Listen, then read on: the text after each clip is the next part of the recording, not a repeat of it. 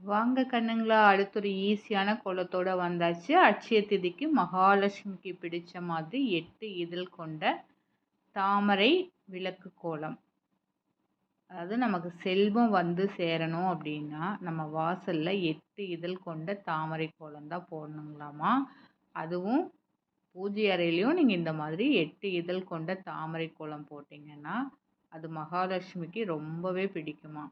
அதனால நீங்க இந்த மாதிரி செல்வம் சேரணும் அப்படிங்கிறதுக்காக 8 இதழ் கொண்ட தாமரை கோலம் அட்சய திதி அன்னைக்கு போடுங்க.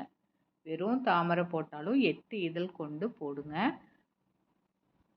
இப்போ இந்த மாதிரி தாமரையை அழகாக போட்டாச்சு. 5 புள்ளி 3 வரை வச்சுட்டு 8 இதழ் போட்டு கீழே இந்த மாதிரி சுழிச்சு விட்டு அதுக்கு ஒரு டாட் வச்சு கையில் இந்த மாதிரி இழுத்து விட்டு அழகாக டிசைன் ஆக்கியாச்சு. கீழே இந்த மாதிரி 3 ஃப்ளவர் வர மாதிரி 3 இதழ் ஃப்ளவர் வர மாதிரி போட்டு விட்டுட்டு அதுக்கு இந்த மாதிரி டாட் வச்சு டிசைன் பண்ணிக்கங்க. மேலே விளக்கு போட்டுக்கலாம். தாமரை போட்டு அது மேலே விளக்கு போட்டால் இன்னுமே ஐஸ்வர்யன்னு சொல்லுவாங்க. இந்த மாதிரி நீங்கள் பச்சரிசி மாவில் பூஜையில் போட்டிங்கன்னா ரொம்ப ரொம்ப நல்லது. இப்போ இந்த விளக்குக்கு இந்த மாதிரி டிசைன் பண்ணி விட்டுடலாம். நீங்கள் இதெல்லாமே கடலில் பண்ணிங்கன்னா ரொம்ப நல்லாயிருக்கும்.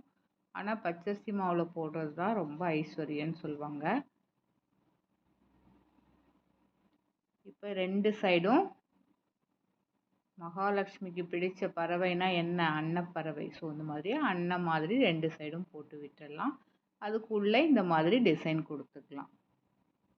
பாருங்கள், எல்லாமே மகாலட்சுமிக்கு பிடிச்ச மாதிரி 8 இதழ் கொண்ட தாமரை, அது மேலே விளக்கு, 2 சைடும் அன்னப்பறவை மாதிரி ஒரு பேர்டு, உள்ளே இந்த மாதிரி டிசைன் போட்டுடலாம். இந்த மாதிரி ஒரு அழகான கோலத்தை அட்சய திதி அன்னைக்கு போடுங்க.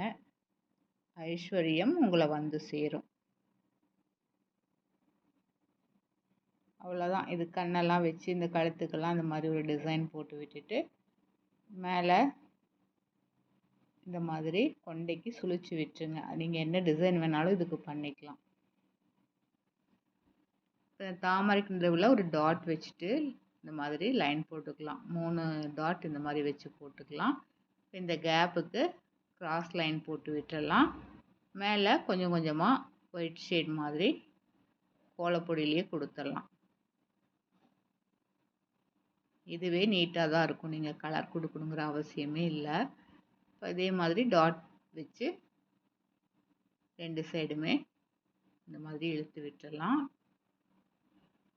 இப்போ இந்த சைடு இந்த பறவை அதில் உட்காந்துக்கிற மாதிரி ஒரு இலை மாதிரி போட்டுக்கலாம்.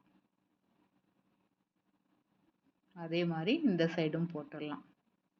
அவ்வளோதாங்க. ரொம்பவே அழகான கோலம், அட்சய திதி கோலம் ரெடி ஆயிடுச்சு.